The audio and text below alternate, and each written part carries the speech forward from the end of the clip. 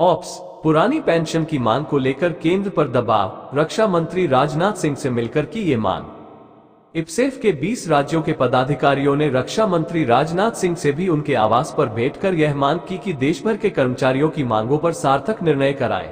संगठन के अनुसार रक्षा मंत्री ने इन मांगों पर मंत्रिपरिषद की बैठक में वे जोरदार पैरवी करने का वादा किया है। पुरानी पेंशन की मांग को लेकर सरकारी कर्मचारियों ने सरकार पर दबाव बनाना जारी रखा है। केंद्र सरकार के बजट पेश करने के पूर्व रविवार को पूर्व कर्मचारियों ने केंद्रीय रक्षा मंत्री राजनाथ सिंह से मिलकर पुरानी पेंशन दोबारा लागू करने की मांग की।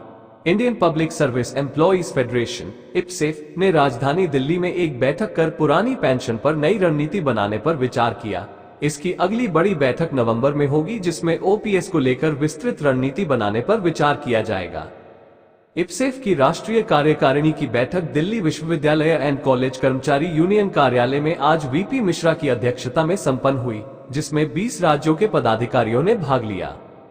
बैठक में प्रस्ताव पारित किया गया कि सरकार नई पेंशन व्यवस्था की जगह पुरानी पेंशन योजना लागू करे। इसके साथ ही स्थायी राष्ट्रीय वेतन आयोग गठित करने, महंगाई भत्ते का 50% मूल वेतन पेंशन में शामिल करने, सरकारी क्षेत्र एवं स्वायत्तशासी निकायों में कार्यरत हर तरह के ठेका कर्मचारियों को नियमित करने, हर तरह की ठेकेदारी प्रथा खत्म करने, सभी केंद्रीय स्वायत्तशासी निकायों के कर्मचारियों को 2014-15 से देय बोनस बकाया राशि समेत भुगतान करने की भी मांग की गई।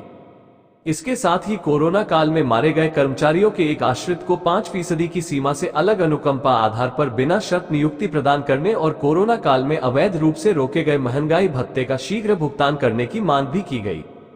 इप्सेफ के 20 राज्यों के पदाधिकारियों ने रक्षा मंत्री राजनाथ सिंह से भी उनके आवास पर भेंट कर यह मांग की कि देश भर के कर्मचारियों की मांगों पर सार्थक निर्णय कराएं। संगठन के अनुसार रक्षा मंत्री ने इन मांगों पर मंत्रिपरिषद की बैठक में वे जोरदार पैरवी करने का वादा किया है। उन्होंने कहा कि पूरे राजनीतिक जीवन काल में उन्होंने कर्मचारियों के प्रति पारिवारिक दृष्टिकोण बनाकर उनकी मदद की है और करते रहेंगे।